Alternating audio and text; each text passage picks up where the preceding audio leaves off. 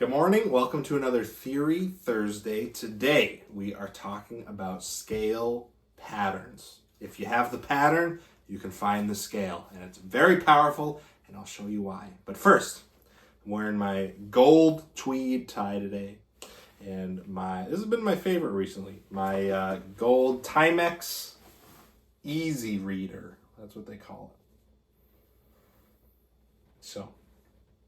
And these bands, like I said, I don't know if I've said this before, but these bands are the stretchy ones.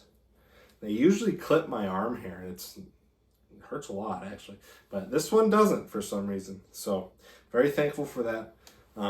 Anyway, scale patterns, and that's what we're talking about today. Let's go to the whiteboard.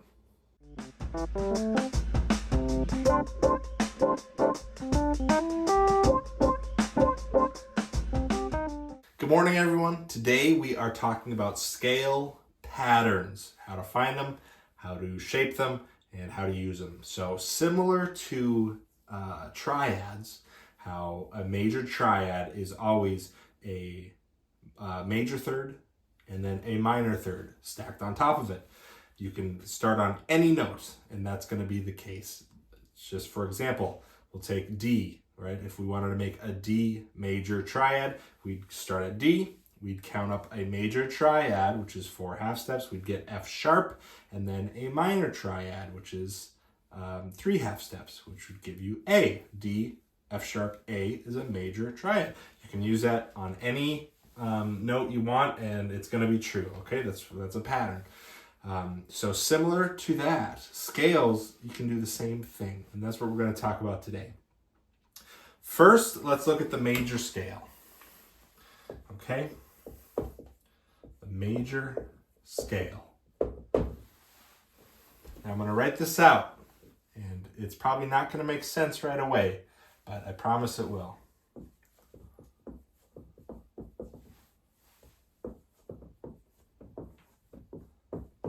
Okay? W's and H's. Now what I'm going to do is I'm going to draw the keyboard here because it's easier to explain on a keyboard. Okay, there's your basic keyboard. Everything laid out. Now, what is this? We're talking about half steps and whole steps with triads. Same concept. So 1 half step is movement of 1 note. Right, next door neighbors. A whole is 2. It's 2 half steps. It's 2 steps. So from C to D is a whole step because you're hitting 2 notes. From C to C sharp is a half step because it's only 1 note. It's a next door neighbor, okay? So I'll write these all out.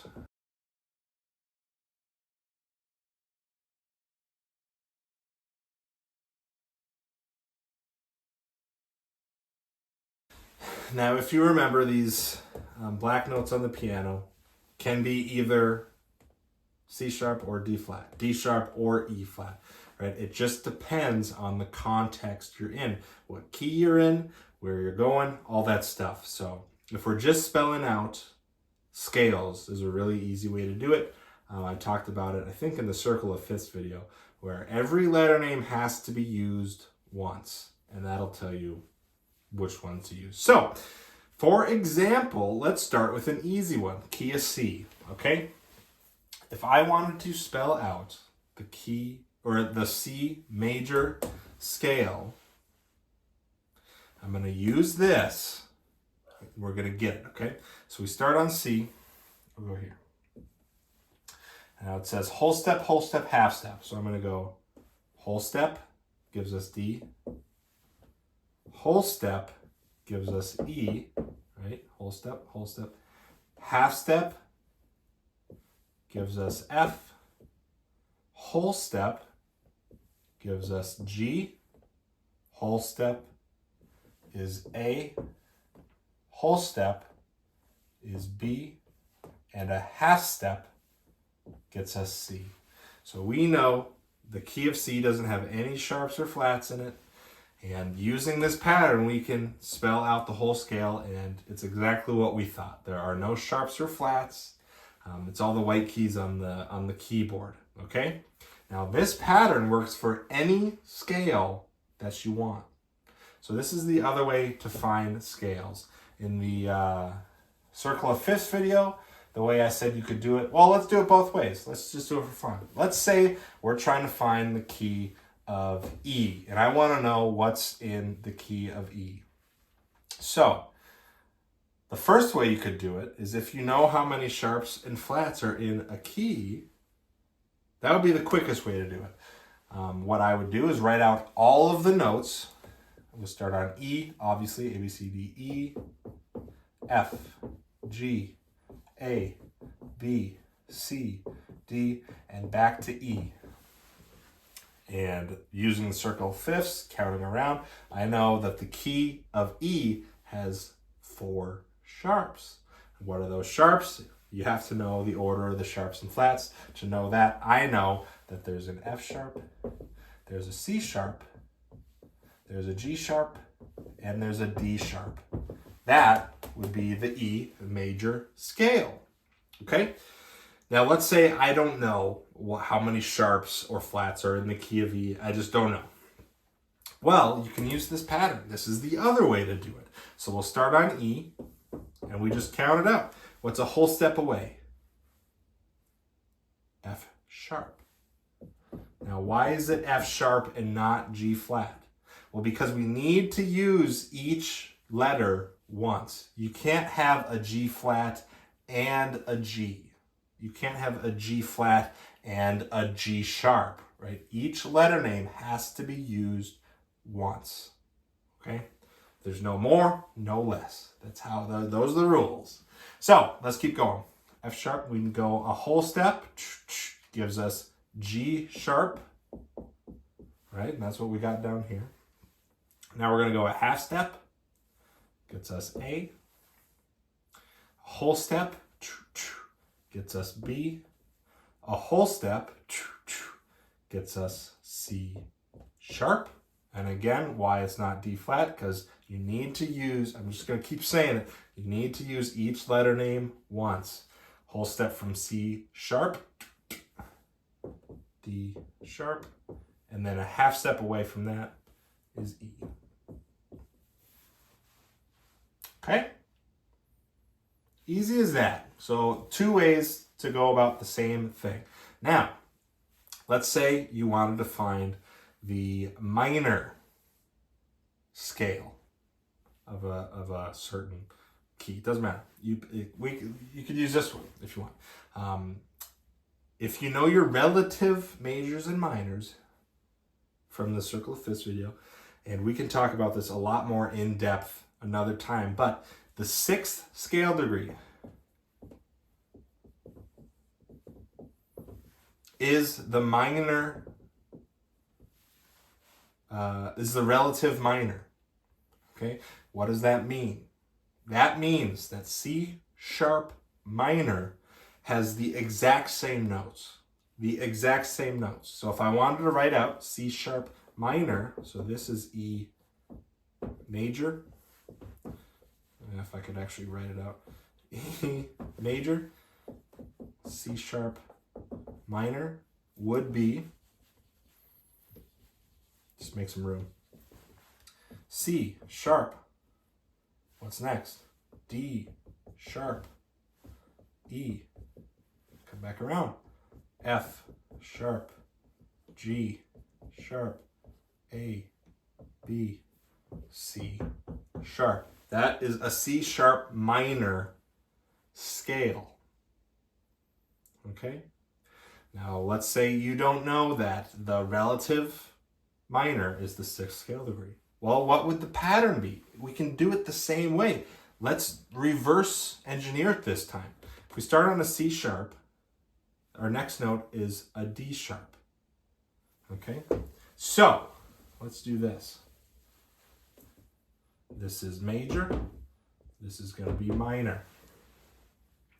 C sharp to D sharp is a whole step. D sharp to E only one neighbor note. That's a half step, right? E to F sharp, that's a whole. F sharp to G sharp, that's a whole. G sharp to A, neighbors, that's a half. A to B, that's a whole. B to C sharp, that's a whole. Okay? Now you can put that pattern on any single note you want, and you're going to come up with a minor scale. Now what you notice is it is the exact same notes, it's the exact same pattern, just starting in a different spot. So if we just take a look at this and we start right on C sharp, whole half. What do we have here? Whole half. Okay? Whole, whole, whole, whole. Half, whole, whole, whole. Half, whole, whole, whole. Okay, it's the same thing. It's the same thing. So if we were to just do this one more time, you start on a C sharp. A whole step is going to be D sharp.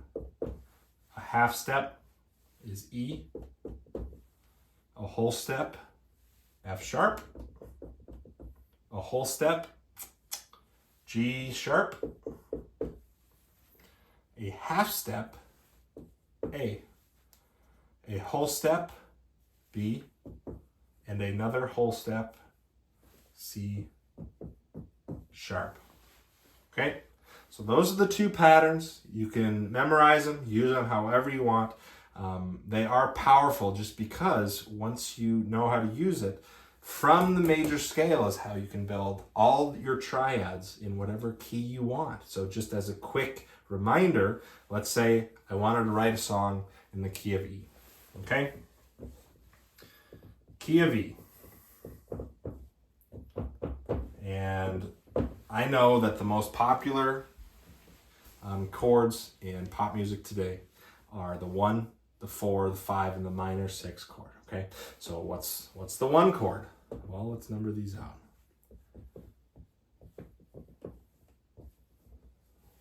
One chord is obviously your first note. Build it in triads.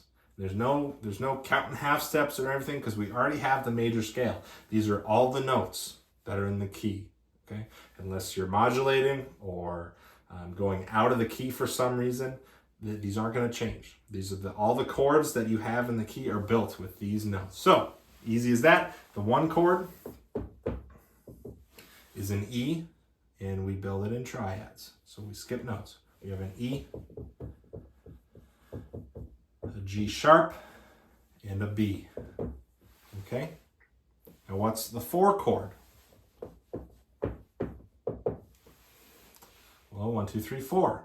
Build it in triads. 4, 6, 8. What do we have here? A, C sharp, E. A, C sharp, E. What's the 5 chord?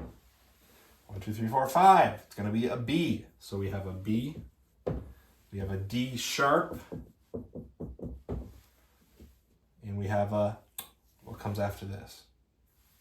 If the scale were to repeat itself, like it always does, I just didn't write it, what comes after E? We can see it's an F sharp. So this would be an F sharp way out here. Okay? And that's what that is. All right, and then the minor 6 is, we go to our 6, C sharp. What comes after C sharp? E. And a third away from E, G sharp. Okay? So there's the key of E. Those are your popular chords right there. You have an E, you have an A, a B, and a C sharp minor. So it's as easy as that. If you know the pattern, I mean, you can build whatever key you want, whatever scale, and then whatever key. So I think that's enough information for today. There are, you may know, there are different types of minor scales. When it comes to major, there's just the one. There's the major scale. That's it. There's no iterations of it. Until we get into modes, but that's a whole other can of beans. So minor, however, there are actually 3 different minor scales.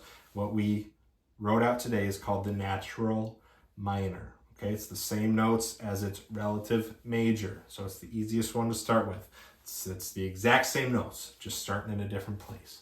Okay, so the other patterns of the minor scale we'll go over in a different lesson, and we'll just wait for that. So anyway, hopefully you learned something today. As always, if you have any questions, you just let me know, and we'll see you next time. Thanks.